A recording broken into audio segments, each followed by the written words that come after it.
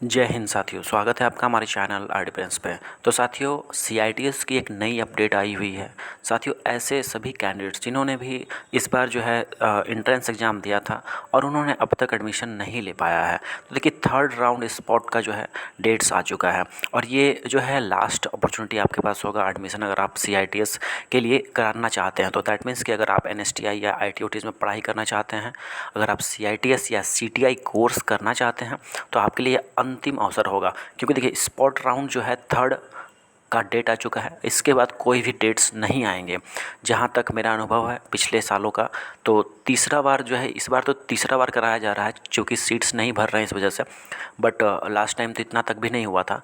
But third के बाद fourth round का कोई चांसेस नहीं बनता है जहाँ तक मेरा मानना है। तो चलिए थर्ड राउंड की मैं बात कर लेता हूँ, उसमें क्या क्या ज़रूरी बातें हैं, कब से होने वाला है, सभी चीज़ें आपको बताई जाएंगी। तो ऐसे सभी साथी जो भी एनएसटीआई या आईटीओटीज़ में पढ़ाई कर रहे हैं, तो आप अपने फ्रेंड्स, अपने मित्र को ज़रूर रेफ़र कीजिएगा ये वीडियो, ताकि उन लोग को जानकारी हो सके कि भाई आप लोग का जो है स्पॉट राउंड स्टार्ट हो गया है।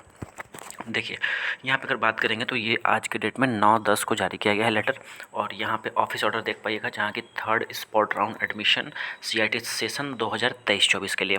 देखिए एक बात समझ लीजिए, जिन्होंने भी सीआईटीएस का एंट्रेंस एग्ज़ाम दिया था, ठीक है, एंट्रेंस एग्ज़ाम दिया था, उन्हीं के लिए ये काउंसलिंग एप्लीकेबल होगा।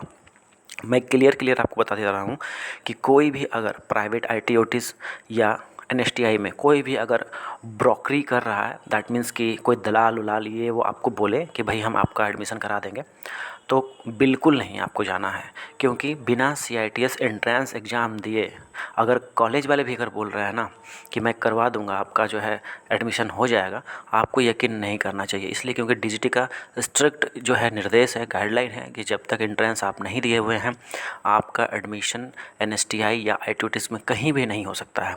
इसके लिए आपको क्या करना होगा, नेक्स्ट ईयर जब आपका मई जून के टाइम में फॉर्म आएगा, उस टाइम में फिर आप अप्लाई करके एंट्रेंस दे करके आपका एडमिशन हो पाएगा। बट अगर इस साल आपने एंट्रेंस नहीं दिया है तो आप किसी भी शर्त पे आपका कोई भी नहीं करा सकता है, इस बात की गारंटी मैं लूँगा।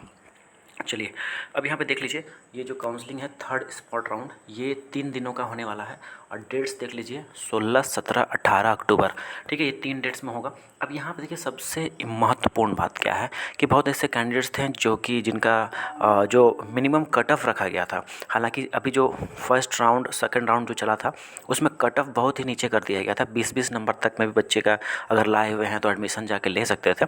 अभी देखिएगा तो कट ऑफ जो है ना बिल्कुल हटा ही दिया गया।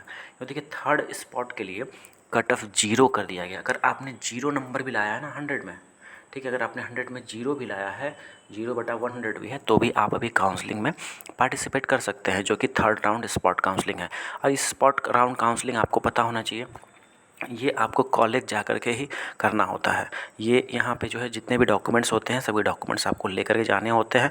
पर्टिकुलर एनएसटीआईज़ में जाना होता है और वहाँ पे जो है आपको अपने डॉक्यूमेंट्स को जमा करने पड़ते हैं। 8:30 से 9 बजे तक सुबह में आप लोग को पहुँच जाना है। और ये देख लीजिए यहाँ पे डेट्स जो मैं बता रहा हूँ 16, 17, 18, ठीक है, ये 3 डेट्स हैं। तो बेटर होगा 16 तारीख को पहुँच जाइए जो भी लेना चाहते हैं, और 16 तारीख को पहुँच करके अपने डॉक्यूमेंट्स जो है कॉलेज में जमा कीजिए। एक फॉर्म दिया जाएगा, वो भर करके जमा दीजिए।